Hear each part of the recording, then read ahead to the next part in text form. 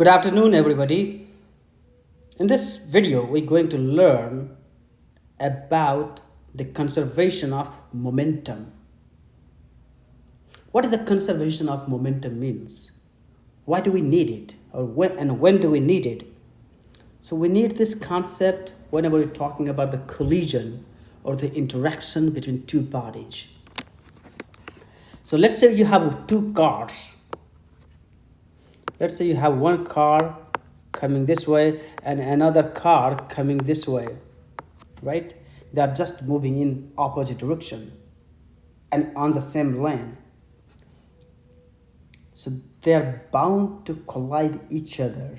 They're going to hit each other at some point. So if there is a collision, what should be the speed of these cars after the collision? Will they come to a stop? Or will they move in the opposite direction? What will happen? And in order to understand this one, we need to understand the conservation of momentum. What does this tell you? That in any collision, whether it be elastic collision or inelastic collision, let me write down here, elastic or inelastic. In any collision, the total momentum remains constant.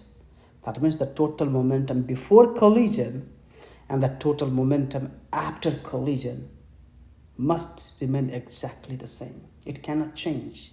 In any collision, the total momentum must remain exactly the same. So that's what we call as a conservation of momentum. So I'm going to write down the equation first here. And here is the total momentum. This is a generalized equation.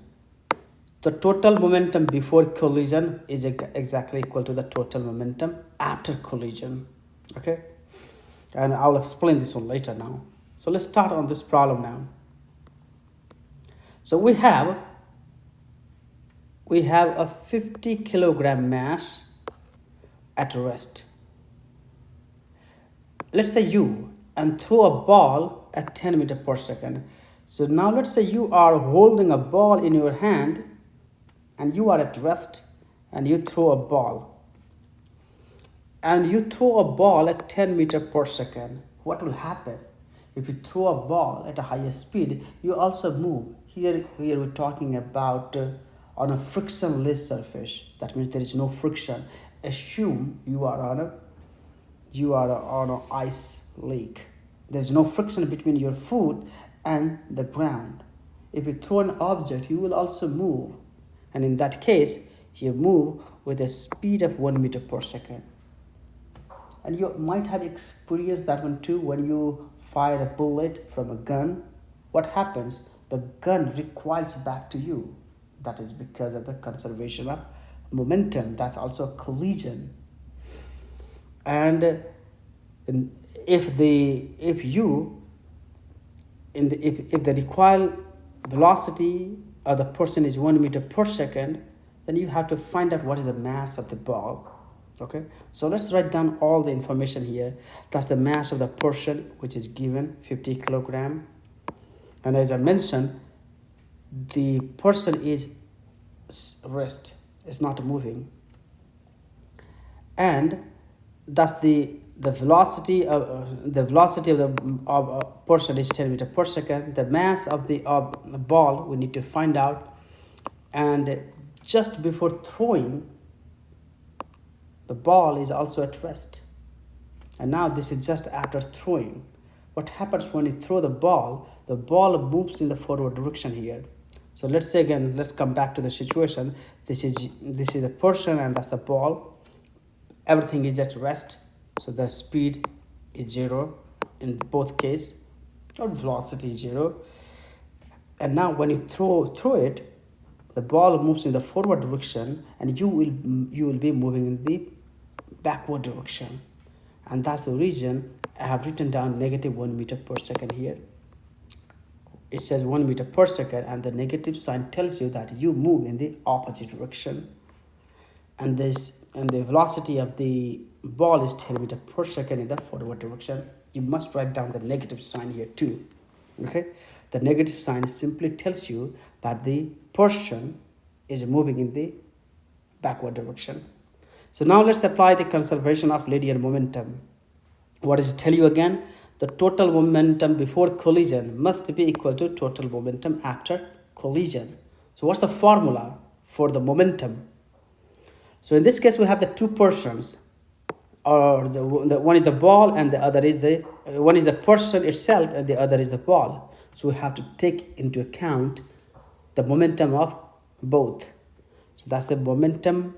MP times VP is the momentum of the person. MV times VB is the momentum of the ball. That's before throwing, and this is after throw. That's the mass of the person. That's the velocity of the person. And MB is the mass of the ball, and VB prime is the mass of the ball after throw. Okay, so the mass of the person is given 50, but before throwing the ball, the person was at rest. So VP is 0. Okay, the mass of the ball we need to find out, but the speed or the velocity of the ball before throw is 0. The mass of the person is 50 kilogram, and after throw, the person was moving in the opposite direction, so that's the -1.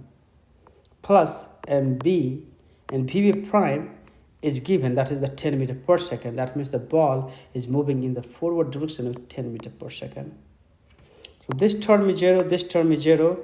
So then you can solve MB, which is the mass of the ball, simply to be 50 divided by 10, that is 5 kilogram. Just a math. So you can take this term to the other side, and this term is 0. So 50 times 10 divided by 10, that will be 5. That is the mass of the ball. Okay. So this is it from conservation of momentum. Again, if you have any question, confusion, write down in the comment section below, and do not forget to like, share and subscribe.